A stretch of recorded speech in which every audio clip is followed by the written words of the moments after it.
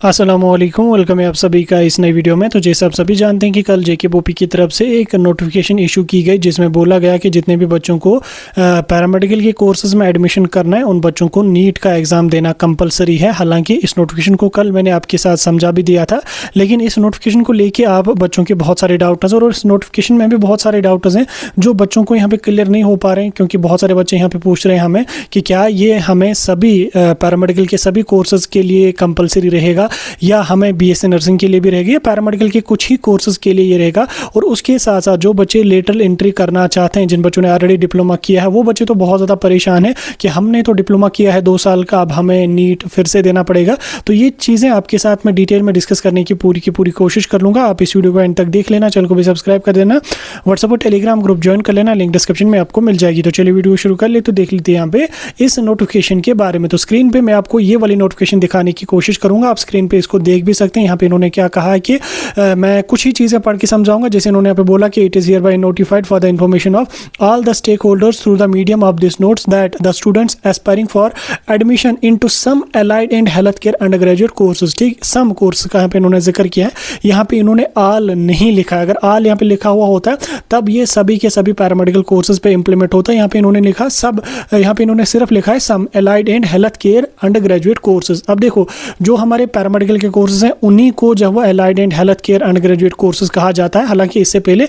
Allied and health care courses जो होता है, ये एलाइड मेडिकल कोर्सेज जो है वो सिर्फ फिजियोथेरेपी को और उसके साथ साथ और भी कुछ कोर्सेज थे जिनको कहा जाता था। लेकिन अब लास्ट ईयर से पैरामेडिकल में जो है, पैरामेडिकल को भी जो है वो इसी में शिफ्ट किया गया। पैरामेडिकल को भी अब जो है वो allied and health care under graduate courses के नाम से जाना जाता है। यानी कि यहाँ पे इन्होंने लिखा है कि कुछ पैरामेडिकल के कोर्सेज हैं उनमें बच्चों को जो है वो नीट में अपीयर होना बेसिक एलिजिबिलिटी के क्राइटेरिया में आ जाएगा। जैसा आप यहाँ पे इसमें देख सकते हैं, will possibly require NEET appearance as a basic eligibility criteria, ठीक, along with other eligibility criteria। यानी कि नीट में बच्चों को अपियर होना उनके बेसिक एलिजिबिलिटी के क्राइटेरिया में होगा और उसके साथ साथ उनको बाकी जो एलिजिबिलिटी का क्राइटेरिया है वो भी उनको फॉलो करना पड़ेगा। अब देखो, यहाँ पे मैं आपको क्लियर सब बता दूं कि यहाँ पे तो इन्होंने पहले ही मैंने आपको समझा दिया कि यहाँ पे लिखा है सम ही यहाँ पे लिखा है। अब सम में यहाँ पे फिर कौन कौन सा पैरामेडिकल कोर्स आ जाएगा ये अभी के लिए बताना पॉसिबल नहीं है, क्योंकि ना ही जेकेबीओपी ने इसको क्लियर किया है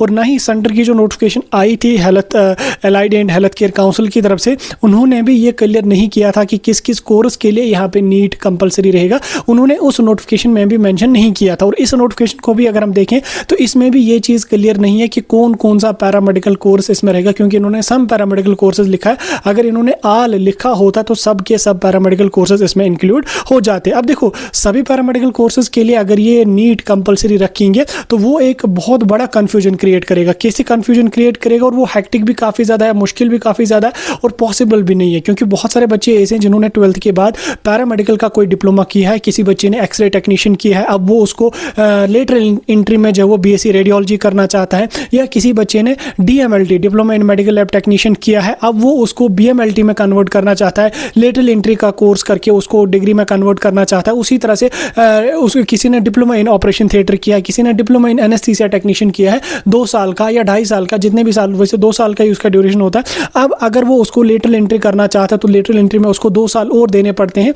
तो फिर उसको अगर ये लोग वापस नीट उसको दिला देंगे तो ये मुझे नहीं लगता सही रहेगा, और सभी पैरामेडिकल कोर्सेज के लिए ये इंप्लीमेंट होना ये मुझे नहीं लगता पॉसिबल है। और बहुत सारे लोग ये भी बोलते हैं कि ये सिर्फ और सिर्फ पैरामेडिकल के लिए ही है। तो देखो, पैरामेडिकल के लिए नहीं, ये सिर्फ और सिर्फ फिजियोथेरेपी के लिए है। देखो, आपको मैं बता दूं कि फिजियोथेरेपी के लिए ऑलरेडी कुछ सीटें जो थी वो नीट के थ्रू ही फिल हो जाती थी और कुछ सीट्स में जो वो हमारा जेकेबीओपी बीएससी का एग्जाम भी लग जाता था। तो फिजियोथेरेपी का पहले भी कुछ सीटें फिल हो जाती थी।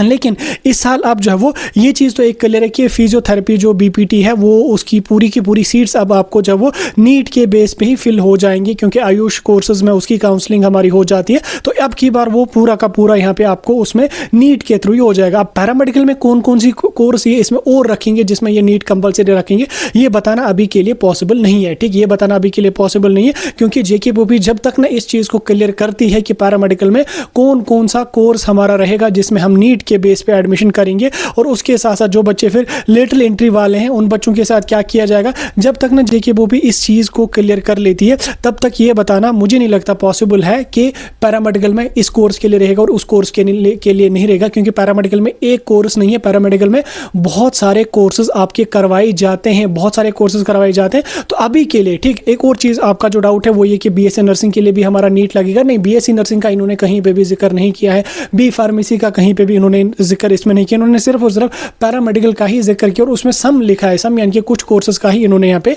लिखा है। आप जितने भी बच्चे हैं जिनको इस बार पैरामेडिकल कोर्सेज में चाहे लेटरल एंट्री करनी है, चाहे आपको जो वो जनरल सिंपल फर्स्ट ईयर में एडमिशन करना है पैरामेडिकल में, तो आप थोड़ा सा पेशेंस रखें। कुछ दिन के बाद आपको जेके बोपी इस चीज़ को भी क्लियर करेगी, क्योंकि कुछ ही दिन के बाद आपका एकेडमिक कैलेंडर 2024 का आने वाला है, तो उसमें भी क्लियर हो जाएगी। और हम भी कोशिश करेंगे जेके बोपी ऑफिस से कंफर्म करने की कि पैरामेडिकल की किस किस ब्रांच में आपका नीट कंपलसरी रहेगा। और आप में से भी अगर कोई बच्चा ऐसा है जो बोपी ऑफिस के आसपास चाहे श्रीनगर में चाहे जम्मू में रह रहा है, तो वो भी प्लीज़ एंड प्लीज़ विजिट कर लो वहाँ से कंफर्मेशन इस चीज़ के रिगार्डिंग ले लो और हमारे साथ भी शेयर कर लो और बाकी बच्चों के साथ भी शेयर कर लो। हम भी अपने एंड से पूरी की पूरी कोशिश करेंगे कि हम जेके बोपी से जो वो इस चीज़ की क्लैरिफिकेशन ले लें कि पैरामेडिकल में कौन कौन सा कोर्स इसके अंडर यहाँ पे आ जाएगा। ठीक, सभी पैरामेडिकल कोर्सेज में मुझे नहीं लगता है कि सभी कोर्सेज में नीट आपका कंपलसरी रह सकता है, और अगर रहा भी तो भी घबराने की कोई भी ज़रूरत नहीं। देखो, बोपी तक है, अगर उन्होंने सभी पैरामेडिकल के कोर्सेज में रखा,